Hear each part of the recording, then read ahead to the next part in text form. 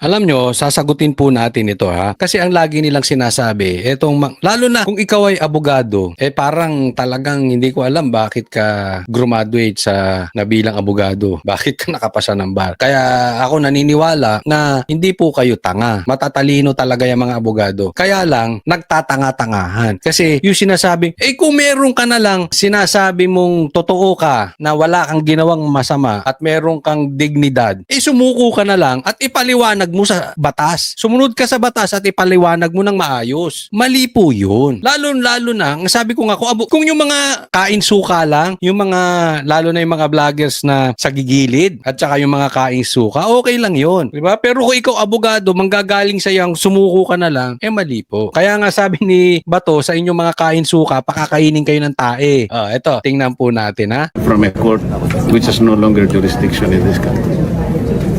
Yung sinasabi ng mga kasama ko, well, para sumulong ko na lang. Anyway, you can exhaust all remedies under the law. What remedies are you talking about? Kung ano ginawa nila kay dating Pangulong Duterte, yun din ang gagawin. Do you think makikita pa natin si Senator Bato pagkataas nilang makuha? Kahit wala na. Kaya sabi ko, hindi niya kailangan pumunta rito. Pero nagpunta siya. Nirisk niya yung buhay niya. Kaya lang namin nakuha dahil sa kanya wala nang iba.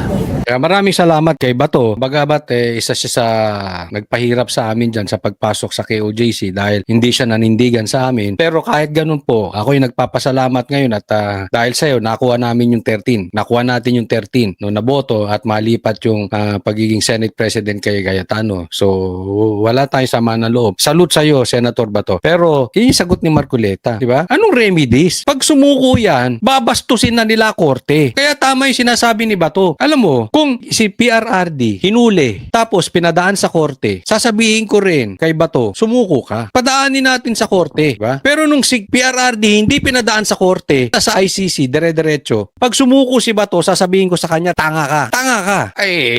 Kita mo na kung ano ginawa kay PRRD, sayo pa, di ba? Yun yung punto ni Marcoleta. Wag tayong maglokohan dito. Kayong mga pinklawan, alam nyo gagawin Alam nyo hindi susundin ng korte. Tapos sasabihin nyo, sumuko ka na lang. Ikaw, Boying, isa ka pa Alam mo namang isa ka sa nagpakidnap kay PRRD di umano. Alam namin anong gagawin mo. Ngayon, atat na atat ka, sasabihin mo, humarap siya sa batas. Bakit yung ibang adik na nagpapadala ng kus sa bahay nila, hinarap ba batas? We owe it to himself alone and nobody else.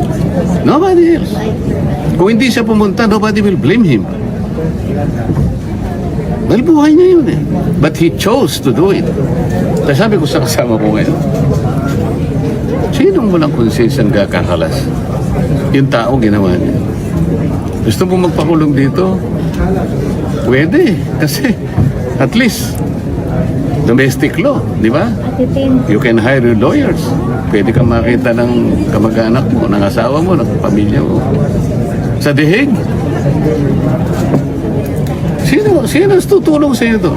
Kaya yan ang sinasabi ko Sa inyong 13 brave senators, kung ayaw nyo na kayo ay kalimutan ng taong bayan, ayaw nyo kutsain kayo ng taong bayan, huwag kayong lilipat sa kabilang bakod. Huwag kayong magpapatakot, manindigan kayo, kahit makulong kayo dito, okay lang yan. Ganyan talaga. Yung nagsasabi ng totoo, kinukulong. Tama siya buti kayo ikukulong dito. Si Bato, pag hinuli, dadalin sa dahig. Tapos na. Kaya tinaya ni Bato ang buhay niya. Alam mo, para sa isang tatay, I feel this madali itaya yung buhay mo Pero pag ikaw ay may pamilya, ang maiisip mo dyan, yung pamilya mo. Yun po ang medyo talagang mapapadalawang isip kang talaga, di ba? Kaya nga naman, hindi lang si Bato ang sarili niya tinaya niya dito, pati pamilya niya. Ngayon, magtatraidor pa ba? Eto po, dito natin makikita. Tulungan po natin yung 13 senators and ibalik po natin sa kanila ang pasasalamat. Hindi lang sa pasasalamat, suporta. Kung sila man ay makulong, tulungan po natin. Pero kung bumaligtad sila, paramdam natin sa kanila, duwag ka, traidor ka. Ako nga nakiusap Makita ko lang si PRRD kasi nandun na ako Can you imagine? I request. O sige, kung ano lang, makita ko lang. Kung ayaw nyo kung makausap, wag na. Makita ko lang kahit 5 minutes. So I can wave my hands. Para ipakita ko sa niya, Mr. President, I am here. How are you? Then alis na ako. So, saan ako? Hindi nila ako pinagbigyan. Ganon din ang mangyayari kay Senator Bato. Ngayon, yung mga Pilipinong, lalo na yung mga iba sa inyo, I'm sorry to tell this, lalo na yung mga iba sa inyo, hindi naman lahat, nabayaran. Sakit, no? Kaya nga naman, ito ulit-ulitin natin, sinasabi ni Matibag, pabor siya sa mainstream eh. Bakit? Kontrolado. Kami man, maliit, vlogger. Hindi kami kasing laki ng mga network. Pero alam nyo, pag pinagsama-sama nyo ang views ng mga vloggers, tatalunin ng mainstream media. Collectively, ang pinapaniwalaan at pinapanood ng karamihan mga vloggers. Bakit? Alam nyo, hindi bayad eh. Lalo na sa DDS. Alam nyo yan. Ito sasabihin ko sa inyo. At ito yung nabanggit ko na before. Alam ng mga DDS, wala kaming bayad sa mga Duterte. Kahit yung mga tumawid sa kabilang bakod, alam nila, kaya sila tumawid. Yung mga dating DDS, kaya tumawid sa kabilang bakod kasi walang bayaran dito sa DDS. Yan po, garantisahan ko sa inyo. And yung makakarinig na mga vloggers, alam to. Kaya sila nagtawiran. Kasi gutom sila dito. Tawid sila doon. Diba? Ganun yun. Kaya sa akin naman, matyaga ka. Diba? Ipaglaban mo yung totoo. Ang paniwala ko lagi, ang promotion galing sa Diyos. Gawin mo lang yung tama. Magtiyaga ka. Yung iba kasi tamad. Yung iba pang lumipa, tamad eh. Hindi kasi naman magbablog lang pag may bayad. Sa media, kontrolado ang dila, bayad. Totoo yung sinasabi ni Marcoleta. At alam ko naman, alam nyo kung sino lang ang mainstream media na hindi bayad. Dalawa lang po yan. Dalawa lang po yung mainstream media na hindi bayad na malaki. Ilagay nyo sa comment section. Sino sila? Alam ko, alam nyo. Diba? Naninindigan. Laban kung laban. Hindi bading. Hindi duwag. Papaalala rin ako ha. Doon sa mga hindi pa po subscriber ni Coach Oli. Coach Oli News. Subscribe po kayo. Sige na ha. Okay, diretso po. Kailangan sabihin ko to. Akala nila yung warrant of arrest can be enforced. Wala na tayo membership sa ICC, sa Rome Statute. Without the treaty, what will be the legal basis of a warrant of arrest? You tell me. O, kung wala yung treaty, anong reason nung para maging valid yung warrant of arrest? Wala. Huwag kayo nagpapapaniwala doon sa mga din, mga abogadong nagsasalita ng salita. Nililinlang lang nila kayo. Anong pinaglapalagi lang sinasabi? Paikot-ikot sila sa Section 17 of Republic Act 1951. Bali-baligtarin nyo doon. Sinasabi niya lahat. Gagawin mo lang. Isurrender mo or blah blah blah in accordance with extradition laws and treaties. Meron tayong extradition law? Wala. Meron tayong treaty? Wala. Anong basis ng warrant of arrest? As simple as that. Is there an automatic domestic instrument that will bind our country with that of ICC? You tell me. Senator, sabi ko ng OSD, di ba, enforceable naman. Halika dito, hindi kita nakikita. Sen, after nung what happened nung Wednesday, sa tingin mo na solidify lalo yung Na-solidify yung ang samahan ng after 13. nung At what happened nakonsensya nung ba si Senator Miken? I Nagbago ng don't posisyon? know. Sinabi ko lang yun because yun ang totoo eh. Sabi ko nga, ito lamang ang takeover na walang blessing sa Malacanang. Lahat ng takeover may blessing. Ay, lahat ng takeover may blessing na Malacanang. Bakit? Tuta niya yan eh. Yung kinuha nila kay Cheese Escudero, yung Senate presidency at nilipat kay Tito Soto, blessing ng Malacanang. Eto wala. Kaya sabi ko sa inyo, salute Cayetano, salute sa 13 senators. Eto, dapat division, hindi dapat tuta. Separation of powers ang tawag dyan. Pero ito, hindi nila alam to. Ang tao nagbuwis ng buhay, yun ang importante. Buhay niya yun.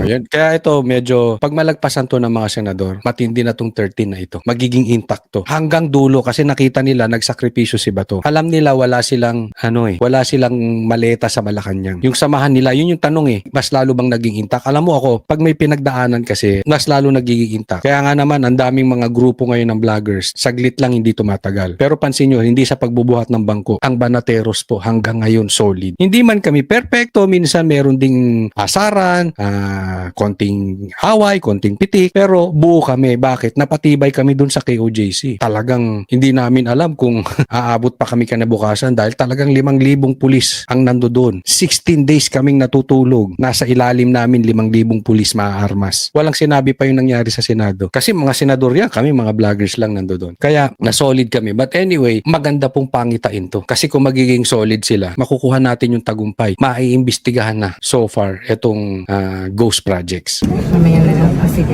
So, Paano mo i-disregard yun? kaya Kaya mas masahol pa kay Judas. Yun. Yung maghuhudas sa amin.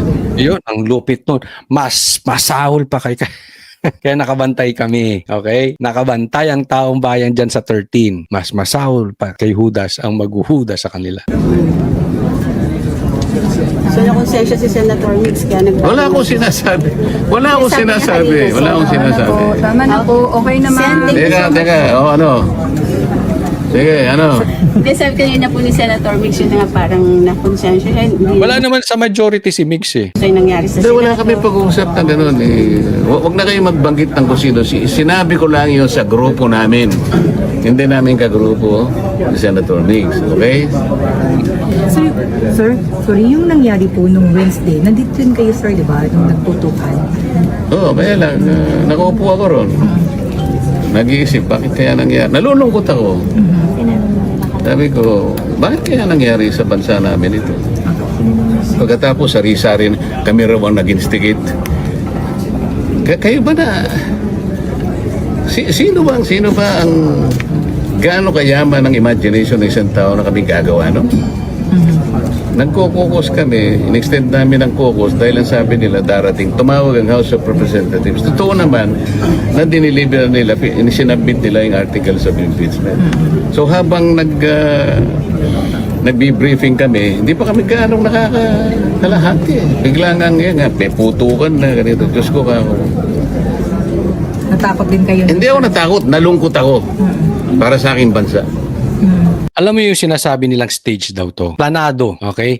Plinano nila na kunwari pasamain ng Senado at para ang simpatsya ng taong bayan ay mapunta kay Cayetano. Ang labo po nun. Ang labo po nun. Ngayon kung naloloko ka ron dahil talagang bobo ka, maunawaan ka namin. Pero kung naloloko ka nun tapos abogado ka, ay talagang tinatarantado mo taong bayan. Hindi ka tangay, niloloko mo. Kasi isipin nyo, paanong stage yun? Eh hindi nga nila mahawakan ang NBI. Paano mong i-stage na papasok yung mga NBI sa GSIS na may hawak na mga armas? Paano mo sasabihan, o kayo NBI, pasok kayo dito, papasawakin mo yung driver mo na may hawak na armas dito malapit sa opisina ni Senator Loren Legarda. Di ba? Kung stage yun, planado lahat. O ganito gagawin natin ha. Kunwari, papasok kayo mga NBI o kami mag-aabang tapos magwa-warning shot kami. O tapos, palalabasin namin na ganito, ganire. Tapos, ang simpatsya ng taong bayan mapupunta na sa amin. Paano mo uutusan ng NBI? Alam ba nila kung anong gagawin ng NBI? Diba? Doon pa lang, alam na alam mo. Grabe talagang panluloko ginagawa nitong mga matatalinong abogadong nagbobobobobohan eh.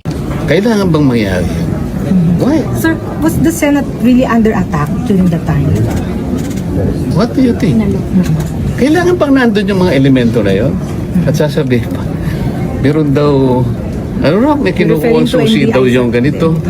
Kung merong problema, bakit hindi ang National Police ang tawagin? Bakit ang BI?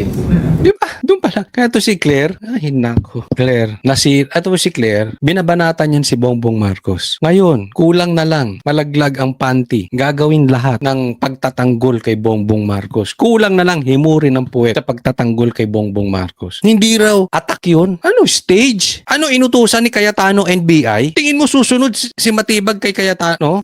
Unang-una, anong ginagawa ni Trillanes? Bakit siya magsaset? Palagay mo may warrant of arrest. Palagay mo lang. Yun. Why is Trillanes the one serving the warrant of arrest? Did you ever ask him? Wala na. Nanonood ako sa inyo. Wala man lang nagtanong sa inyo eh. Sir, Ano, bayaran niya mga media na yan? ano ba bang authority niyo? Bakit kayo po yung nagsaserve? Did you ever ask him? Wala. Tinanong naman, sir. Oh, ano sagot niya? Sagot niya, nandito daw siya kasi in answer to, ano daw po yun, sabi, sinalings daw kasi ni Senator Bato. Pag sinabi ni Senator Bato na kumain siya ng tayo, kakain siya ng tayo? Thank you. Sa pool, di ba? Oh, Trillanes, ha? Ikaw naihi ka sa pantalon mo nung nagkudeta ka. Oh, ito si Trillanes. Pakakainin ka ng tae ni Bato. Sabi niya, bakit ka nandito? Anong karapatan, anong authority na nagserserve ng warrant ang isang private citizen? lilinisin? Bakit ikaw may hawak? Samantalang hinahanap ng Senado yung warrant of arrest, hindi maisubmit ni Matibag. Tapos ikaw hawak mo, nahiram mo. Oh, ang sagot niya, kasi pinapunta ko rito ni Bato. Ako daw manghuli. O yun, tamang sagot. Ang ganda ng sagot ni Marcoleta. Kung sinabi ni Bato na kumain ka ng tae, kakain ka ng tae. Yun po. Kaya alam mo sinong gumagamit ng salitang yan? Itong, pinapunta ako ni Bato, pinapunta ako ni Bato, pinapunta ako ni Bato, pinapunta. Itong mga pinklawan na vloggers. Yung mga pinklawan na ayaw mabuking yung mga tumanggap ng corruption dahil sa ninakaw sa ghost projects. Sila yun. Yung grupo nilang yun. Kaya lahat kayo, kainsuka na kayo. Dahil dati sinasabi nyo magnanakaw si Bongbong Marcos. Ngayon, wala kayong imik kay Bongbong Marcos. Kainsuka na kayo. Pakakainin pa kayo ng tae ni Bato. Kasi dinagawa nyo dahilan eh. O malamang, susunod din kayo pag sinabayan kayo na Bato. Sige nga, hulihin nyo ako dito. Bato, bago ka magpahuli dyan sa mga kainsuka na yan, pakainin mo muna ng tae. Kasi ganyan sila eh. Kung ano sinabi mo, susunod sila.